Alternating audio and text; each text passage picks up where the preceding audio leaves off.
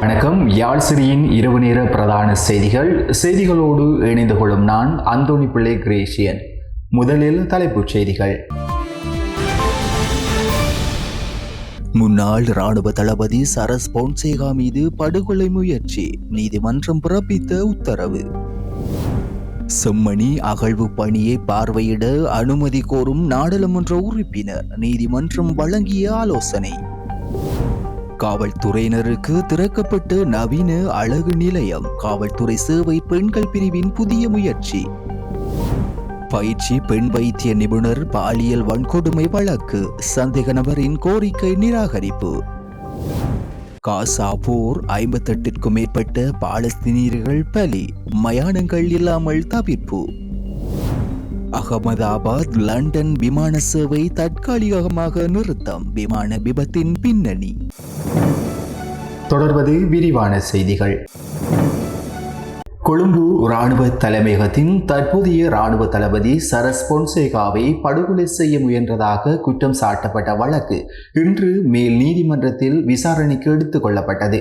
இதன்போது வழக்கின் மேலதிக விசாரணையை ஆகஸ்ட் 4ஆம் தேதி வரை ஒத்திவைக்க நீதிமன்றம் உத்தரவிட்டுள்ளது. 2006 ஏப்ரல் மாதம் 25ஆம் தேதி கொழும்பு இராணுவ தலைமையகத்தில் அப்போதைய இராணுவ தளபதி சரத் பொன்சேகாவை குறிவைத்து தற்கொலை தாக்குதல் நடத்தி படுகொலை செய்ய சதி செய்தமை உட்பட பயங்கரவாத தடுப்புச் சட்டம் மற்றும் அவசரகால சட்ட விதிமுறைகளுக்கு அமைய 27 குற்றங்களின் கீழ் 3 பிரதிவாதிகளுக்கு எதிராக சட்டமா அதிபரால் வழக்கு தாக்கல் செய்யப்பட்டது.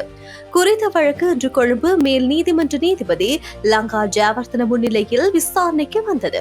இதன்போது இன்று சாட்சியம் அளிக்க திட்டமிட்டிருந்த சாட்சியாளர் நீதிமன்றத்தில் ஆஜராகாததால் வழக்கின் சாட்சியங்களை விசாரணை செய்ய மற்றொரு திகதியை வழங்குமாறு முறைப்பாட்டு தரப்பு சார்பில் ஆஜரான பிரதி சொலிசிட்டர் ஜெனரல் லக்மாலி கருணாநாயக்கு நீதிமன்றத்தை கோரினார். இந்த கோரிக்கையை ஏற்றுக்கொண்ட நீதிபதி குறித்த வழக்கின் மேலதிக சாட்சியங்களை விசாரணை செய்ய ஆகஸ்ட் மாதம் 4ஆம் தேதி மீள்திகதி விட்டுள்ளார். செம்மணி மனித புதைகுழி அகழ்வின் அடுத்த கட்ட பணிகள் மீண்டும் எதிர்வரும் 21ஆம் தேதி ஆரம்பமாக உள்ள நிலையில் அகழ்வு பணி இடம்பெறும் பகுதிக்கு தன்னை அனுமதிக்க வேண்டும் என நாடாளுமன்ற உறுப்பினர் சிவஞானம் ஸ்ரீதரன் கோரிக்கை விடுத்துள்ளார். நேற்று யாழ்ப்பாண நீதவான் ஏ ஆனந்தராஜா முன்னிலையில் செம்மணி மனித புதைகுழி தொடர்பான வழக்கு விசாரணைக்கு வந்தபோது இலங்கை தமிழரசு கட்சியின் நாடாளுமன்ற உறுப்பினர் சிவஞானம் ஸ்ரீதரன் அகழ்வு பணிகளை பார்வையிட அனுமதி கோரினார். ஏற்கனவே உள்ள நீதிமன்ற உத்தரவுகளின்படி அகழ்வு பகுதிகளுக்கு செல்ல விரும்புபவரும் அதற்கான காரணத்தை குறிப்பிட்டு முறையாக விண்ணப்பிக்க வேண்டும் என்பதை நீதவான் சுட்டிக்காட்டினார். நாடாளுமன்ற உறுப்பினர் சிவஞானம் ஸ்ரீதரன் ஒரு சட்டத்தரணியின் முன்னிலையில் அகழ்வு பணி நடைபெறும் பகுதிக்கு செல்வது குறித்து பரிசீலிக்கப்படும் என நீதவான் நீதிமன்றத்தில் அறிவித்தார். காவல்துறை களப்பட தலைமையகத்தில் காவல்துறை சேவை பெண்கள் பிரிவின் முயற்சியால் நவீன அழகு கலை நிலையம் ஒன்று நேற்று திறந்து வைக்கப்பட்டது.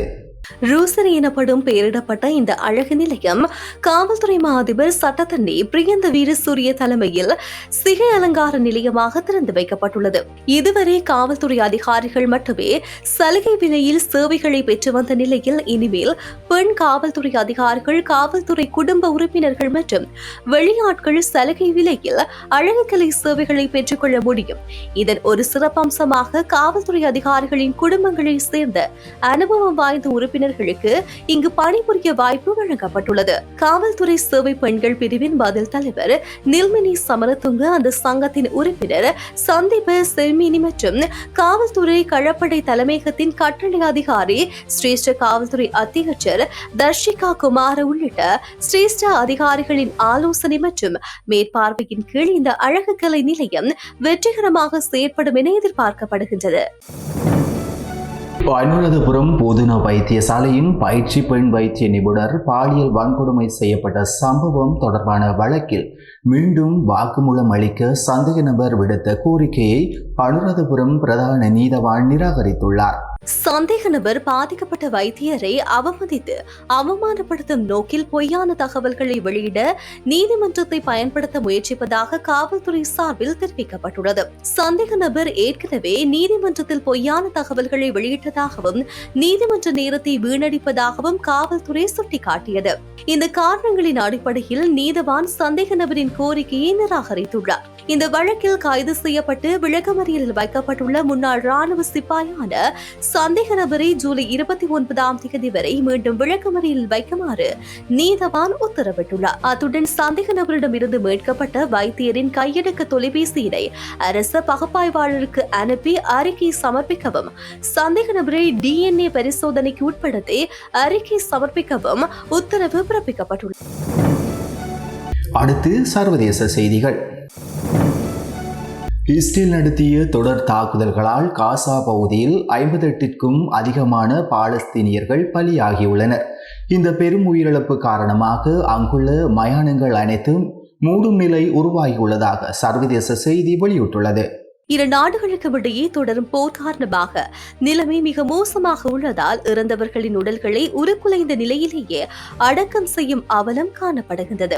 மேலும் பல மயானங்கள் முற்றிலுமாக மூடப்பட்டு விட்டதால் வேறு வழியின்றி உடல்களை வெற்றிடமாக உள்ள கட்டடங்களில் வைத்து அடக்கம் செய்து வருவதாகவும் தகவல்கள் வெளியாகியுள்ளது. இந்த கொடூரமான சூழ்நிலையால் இதற்கு மேல் துன்பங்களை அனுபவிக்க முடியாது, போரை உடனடியாக முடிவுக்கு கொண்டு வர வேண்டும் என பலஸ்தீனிய மக்கள் உலக நாடுகளிடம் உருக்கமாக கோரிக்கைகளை முன்வைத்துள்ளனர்.